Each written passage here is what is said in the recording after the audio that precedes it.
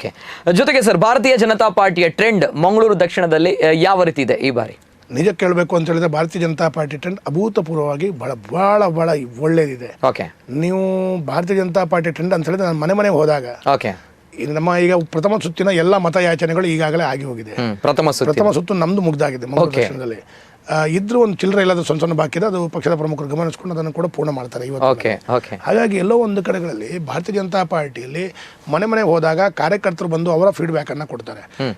ಎಲ್ಲಿ ಯಾವ ರೀತಿಯಲ್ಲಿ ಒಳ್ಳೇದಿದೆ ಅಂತ ಹೇಳೋದಕ್ಕಿಂತ ಏನು ಪಕ್ಷಕ್ಕೆ ತೊಂದರೆ ಆಗುವಂಥ ರೀತಿಯಲ್ಲಿ ಅಥವಾ ಏನೋ ಒಂದು ಕಡೆಗಳಲ್ಲಿ ಪಕ್ಷದ ಅಭಿವೃದ್ಧಿಗೆ ಅಲ್ಲಿನ ಜನರಿಗೆ ಏನೋ ಒಂದು ತೊಂದರೆ ಆಗಿದೆ ಅಂತಂದರೆ ಇದನ್ನೆಲ್ಲವನ್ನು ನಿಮಗೆ ನಿಮ್ಮ ಅನುಭವಗಳು ಪಕ್ಷದ ಕಾರ್ಯಕರ್ತರಿಗೆ ವೈಯಕ್ತಿಕವಾಗಿ ನಾವು ತಿಳ್ಕೊಳ್ಳುವಂಥ ಪ್ರಯತ್ನಗಳನ್ನು ಮಾಡ್ತೇವೆ. ಓಕೆ. ಕಾರ್ಯಕರ್ತರು ಮನೆಗೆ ಹೋದಾಗ ಅವ್ರು ಹೇಳ್ತಾರೆ, ಶಾಸಕರೇ ಇವತ್ತು ನಾವು ಆಡಳಿತದಲ್ಲಿ ಇದ್ದುಕೊಂಡು ಎಲ್ಲೋ ಒಂದು ಕಡೆ ಆಡಳಿತದಲ್ಲಿ ಇದ್ದಾಗ, ಈಗ 2008ರಿಂದ 2013 ಆಡಳಿತದಲ್ಲಿ ಇದ್ವಿ, ಅವಾಗ ಮತ್ತು 2013ರಲ್ಲಿ ನಾವು ಮನೆಗೆ ಹೋದಾಗ ಆಡಳಿತದಲ್ಲಿ ಇರುವಂಥ ವ್ಯವಸ್ಥೆಗಳಿಗೆ ಮತ್ತು ಈಗಿನ ವ್ಯವಸ್ಥೆಗಳು ಆವತ್ತು ಮತಯಾಚನೆ ಮಾಡುವಂಥ ಸಂದರ್ಭದಲ್ಲಿ ಬರುವಂಥ ವ್ಯತ್ಯಾಸಗಳು ನಮಗೆ ಗಮನಕ್ಕೆ ಬಂದಿತ್ತು.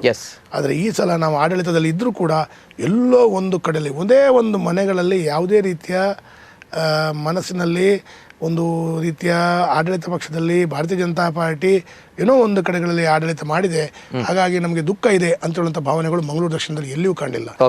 ನಾನು ಮತಯಾಚನೆ ಮಾಡುವಂಥ ಸಂದರ್ಭದಲ್ಲಿ ನಾನು ಕಾರ್ಯಕರ್ತರ ದಂಡುಗಳು ನನ್ನನ್ನು ಕರ್ಕೊಂಡು ಹೋಗ್ತದೆ, ಮನೆಗೆ ಏರಿಯೇ ಕೊಂಡ್ಕೊಂಡೆ.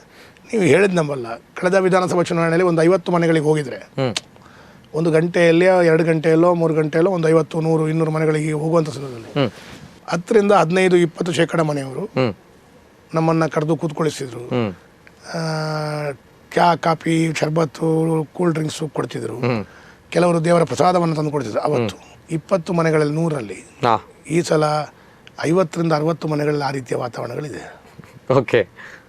ನಾನು ಮನಸ್ಸಿನಲ್ಲಿ ಎನಿಸ್ಕೊಳ್ಳಿಲ್ಲ.